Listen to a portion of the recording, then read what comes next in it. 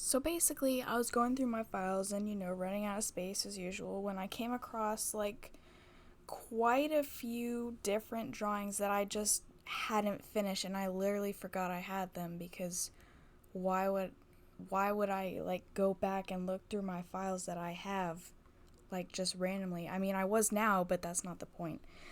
Like and I just saw one that was interesting. I was like, I should finish this. I should probably finish this. So, yeah, that's where the idea for this video came from. I was just like, you know, it's been a while since I've touched this, and I probably should finish it since I still, like the drawing. And so I did. And the first part of the recording is gonna be a little weird because even though this was a drawing I did in the past, maybe a year or 6 months ago, probably a year ago, I did screen record it, but not the way I screen record now. I screen recorded within the program, so it looks a little different and it's sped up a little fast, I guess, but it's fine. And I was also kind of having a little bit of a rough week, so I was just like, let's just do something easy or, something light. The drawing's already halfway done, halfway baked. I just need to finish baking it or whatever. So I'll just show you.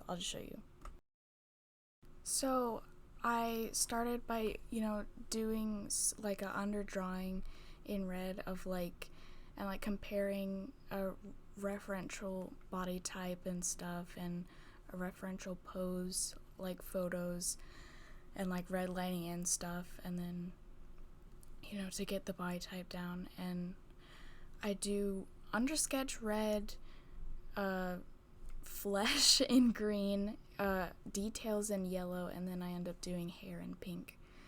But I'm going the line weight, the different thicknesses and stuff, and the way it just flows the line art, I love it so much. That's why I wanted to finish this, because I was like, dang, it's actually kind of good. And it was because actually you can see me comparing different size pen tips, going between different sizes, bigger on the outside, littler on the inside, but I don't know, just the gesture and the smoothness of the lines. That's just why I wanted to finish this, because it really just caught my attention. Oh, and I'm trying to design the jewelry and the outfit and stuff on the sides, as you can see. Oh, and now is when it's current, this is when I started trying to finish it. I got rid of the faces because they weren't really working for me, and then I spend a while just trying to organize all of the layers that are there, because it was a giant mess and everything was on a different layer, of course. Every body part was on a different layer, which is what I do sometimes, and it's helpful sometimes, but then sometimes it's why have I done this to myself? But yeah, I should say who I'm drawing. I'm drawing my OC Cleo, who I'm actually trying to make a webcomic about right now. It's in the works, and I love her so much. Oh, yeah, I finished organizing the files now, and now I'm just trying to clean up the line art that I drew. And then, select all the layers that I need to select, because I'm selecting multiple layers right now, as you can see, in order to just do a pass of black to color it all black. And I'm having to have them all selected, but then it's kind of had them all selected to work on. You'll see when I try to work on the shoes, there's a bit where the ankle layer is a different layer than the shoe layer. So I have to switch between these two layers when I want to erase parts of the foot / shoe to get better line art. Oh yeah, and I'm trying to figure out what pin thickness I was doing at the time, so I'm I wrote it down, luckily, when I was experimenting before, so I just reference those layers and trying to figure out the right pin thickness.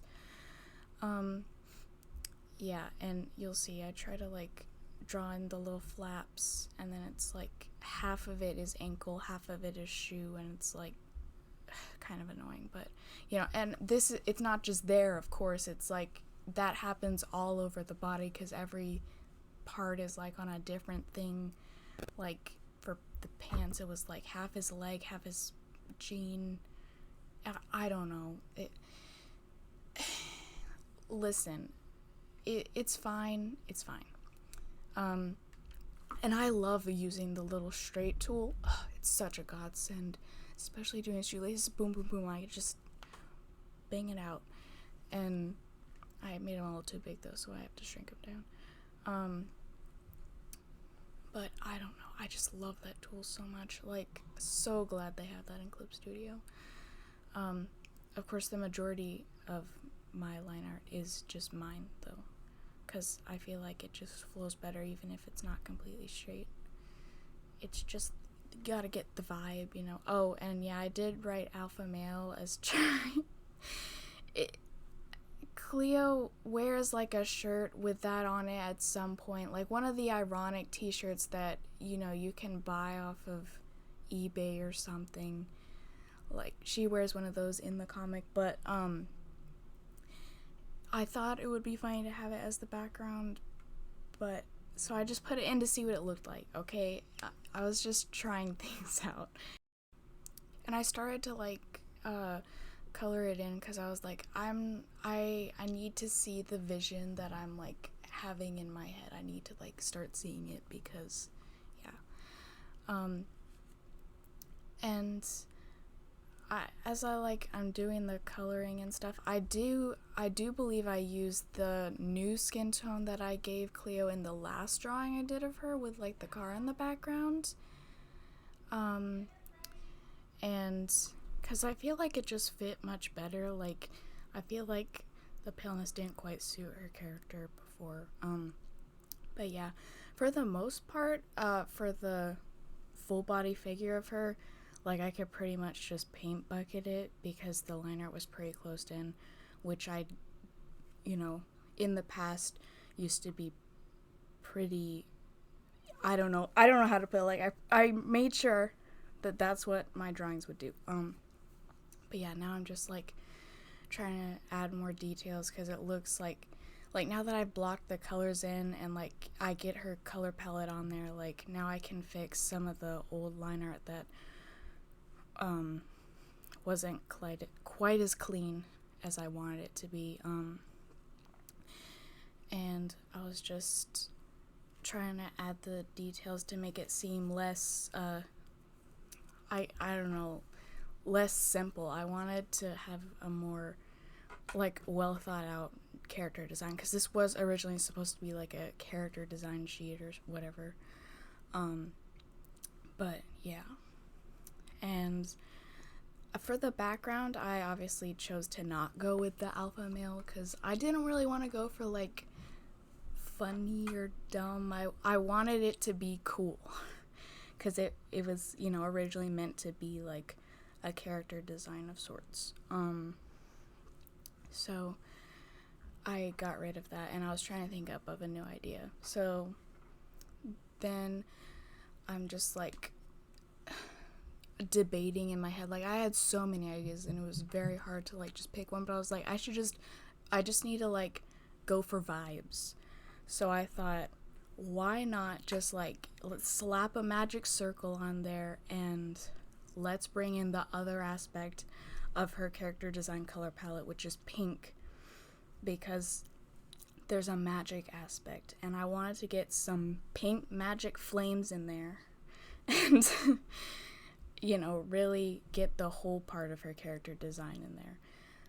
And the magical little flames, I made them extra curly or whatever, because they're magical. So I just kind of like squiggled them out. And the idea of like the magic circle, like, kind of like, I don't know, anime trope, insert anime trope here, like magical girl type shit. But yeah, I'm just like cleaning that up, adding in some like extra lines and stuff to add dimension. Then, you know, like cleaning it up and stuff because I just kind of scribbled it out. And then I like start painting it in. I don't want to do like, you know, normal flame colors because it's like pink magical fire. So I go for like a really light pink, to, you know, to go sort of give like the brightness of the fire, I guess. And obviously, since I didn't close any of these lines, I just kind of had to scribble it in. But I have like this one eraser brush that I downloaded where like you can set your line art layer as a reference layer and then use this eraser on it, and it'll just like, it just won't go over the line that you set as a reference. It's like so useful. I use it all the time. I just, you know, do the fill scribble method where there's the excess and then erase. It makes erasing the bits so much easier. I use that all the time because it's my, other than the paint bucket method, you know, this is the way I like color things in. Of course, if you leave like open spaces, it will go in where there's not a line because there's not a line there to tell it to not go there. So you have to be careful around those areas, and like I just go back to the regular eraser and do it by hand. But it's really not that bad. I'd rather do those random parts where they don't connect than do every single line. It would have taken me like at least an hour to do that if I hadn't used the brush. Then I think I get like I'm like looking at it and it's like too bright. It's like from far away it's like this blob. It doesn't look like the pink flame, so I add in like a mid-range like semi-darker pink to like add more dimension to the flames, because it like, obviously it's like magic-esque flames, not like it's more leans more towards magic stuff than flame stuff in this particular drawing, so it isn't quite lit the same, colored the same way a fire would be like from top to bottom. I just thought it would add more dimension this way. I don't really want to explain the science behind the magic right now. But yeah, then I add the dark background to give some contrast, and then I add in the little glowy to, you know, make it look a little aura or whatever. Oh look, it's glowing, it's fire. Yeah, and I think that's finished.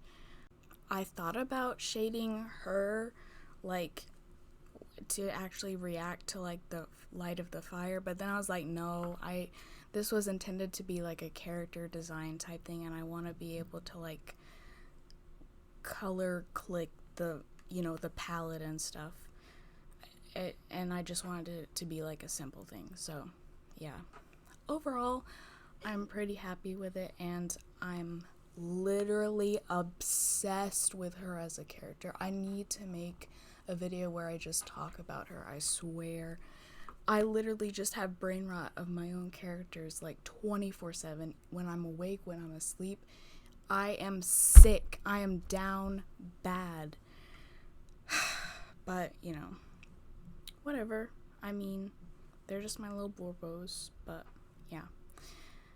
So, if you want to see me draw more things, maybe like, comment, or subscribe. But that's really all that I have, so bye guys.